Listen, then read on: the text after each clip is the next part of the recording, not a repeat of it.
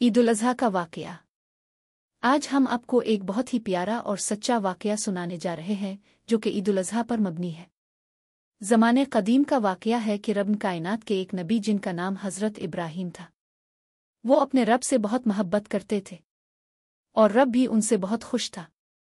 हज़रत इब्राहीम के एक बेटे जिनका नाम हज़रत इस्माइल था, वो भी बहुत नेक और फर्माबरदार थे। एक दिन हज़रत इब्राहीम ने ख्वाब में देखा कि वो अपने प्यारे बेटे हज़रत इस्माइल को अपने रब की राह में कुर्बान कर रहे हैं। क्योंकि नबियों के ख्वाब सच्चे होते हैं, इसलिए हज़रत इब्राहीम समझ गए थे कि मेरा रब ये चाहता है कि मैं अपनी सबसे प्यारी चीज़ उसकी राह में कुर्बान करूं। हज़रत इब्राहीम को अपने बेटे हज़रत इस्माइल सबसे प्यारे थे। उन्होंने अपने बेटे हज़रत इस्माइल को अपना पूरा ख्वाब सुनाया कि बेटा, मैंने ख्वाब में देखा है कि मैं तुम्हें अपने रब की राह में कुर्बान कर रहा हूं। तुम क्या कहते हो?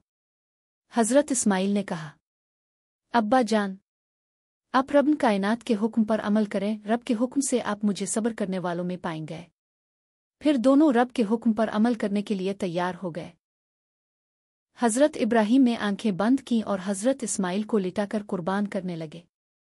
लेकिन जैसे ही हज़रत इब्राहीम ने छुरी चलाई तो रब कायनात ने फ़ौरन एक बड़ा खूबसूरत दुम्बा जन्नत से भेज दिया और हज़रत इस्माइल की जगह वो दुम्बा ज़िबहा हुआ। रब कायनात ने फरमाया, ए इब्राहीम, तुमने अपना ख्वाब सच कर दिखाया। हम अपने नेक लोगों को ऐसे ही आजमाते हैं। तब से लेकर आज तक मुसलमान हर साल ईद उल अज़हा पर कुर्बानी करते हैं और हज़रत इब्राहीम और हज़रत इस्माइल के सब्र, फर्माबरदारी और रब से मोहब्बत को याद करते हैं। रब कायनात तमाम मुसलमानों की तरफ से की जाने वाली कुर्बानियाँ कबूल फरमाए, आमीन। अगर आपको मेरी वीडियो पसंद आई हो तो वीडियो को लाइक और शेयर करें और चैनल को सब्सक्राइब करना ना भूलें। शुक्रिया।